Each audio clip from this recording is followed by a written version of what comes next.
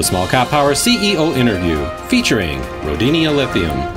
Rodinia Lithium is a Canadian mineral exploration and development company with a primary focus on lithium in North and South America. The company is also actively exploring the commercialization of a significant potash co-product that is recoverable through the lithium harvesting process. Rodinia expects to develop both of its lithium brine projects into two of the world's largest strategic, scalable, and reliable sources of battery-grade lithium carbonate. SmallCapPower met with CEO William Randall recently, and we asked him to tell us more about Rodinia Lithium.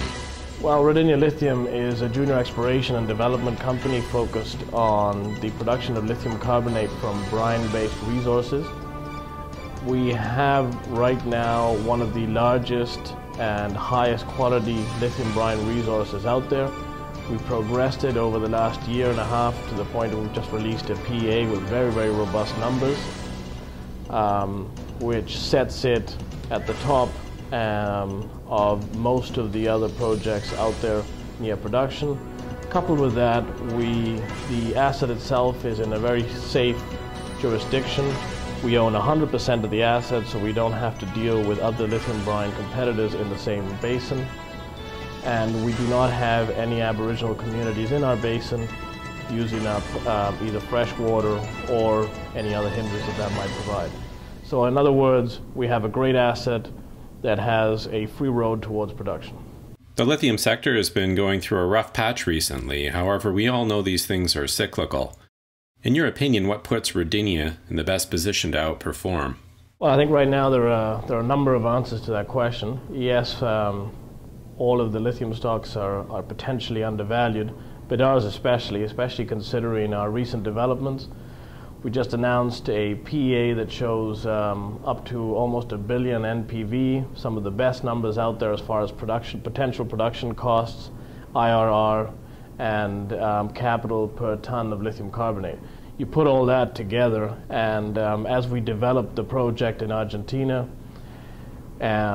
towards feasibility, this value should become apparent to the investors, and we should very quickly catch up to the rest and overtake them as the political stability of where our projects are will allow us to accelerate the development of the project.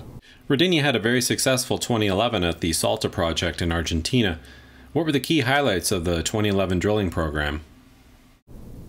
Well, on the technical aspect, we were very successful in announcing a resource in the first half of 2011, almost 5 million tons in situ, 2.8 million tons lithium carbonate recoverable, so based on a 15% effective porosity or specific yield.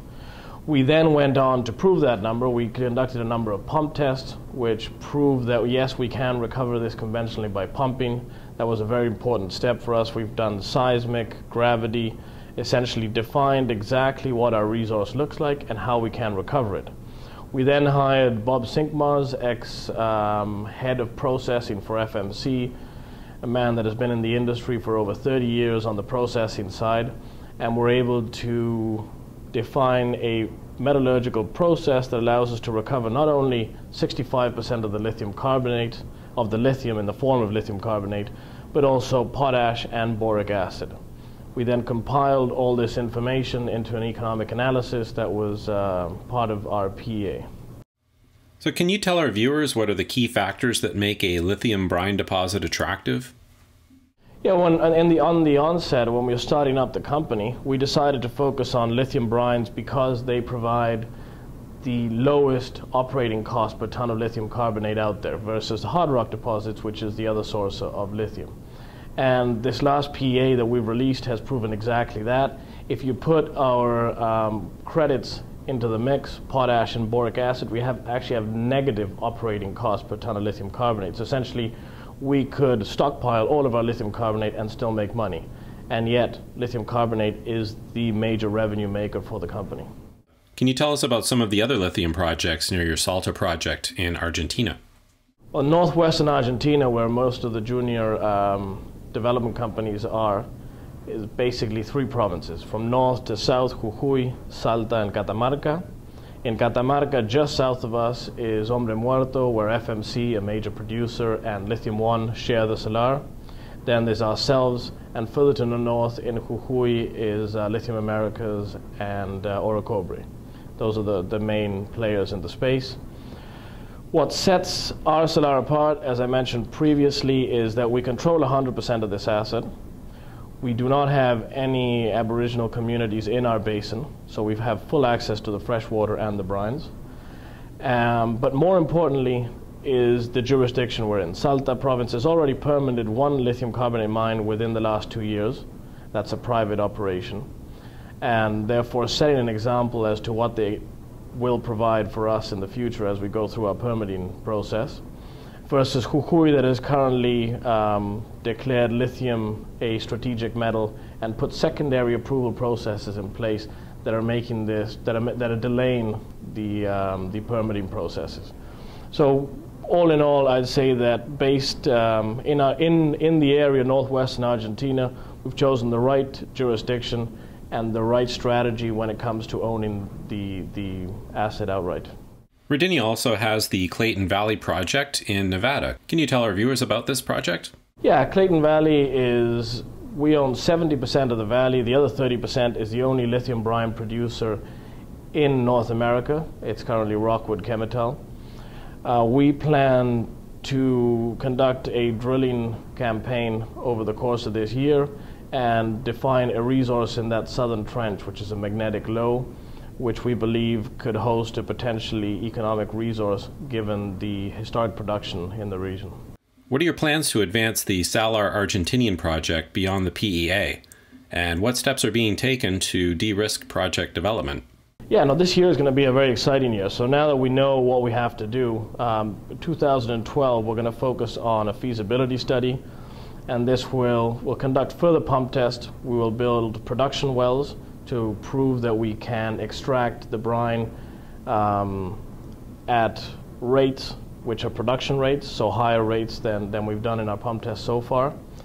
And also we will be doing a three-phased evaporation sequence. We start with pans, pools, and then actually building a sizable pond structure that will then be tied into the eventual production pond sequences as well.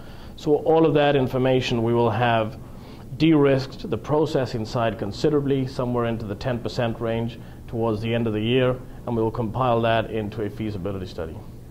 Rodinia already has a strategic investment from a large Chinese consumer of lithium. Do you see any expansion in the role of this investor in the future? We will continue working with Shanshan. They're a significant end user of lithium carbonate and potentially provide a large portion of the offtake agreements that we need going forward. There are also other strategic groups that we're in talks with.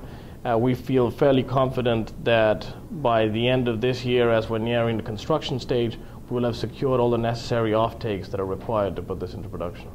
And finally, what do you consider the key investment catalysts that investors can look forward to over the course of the next 12 months?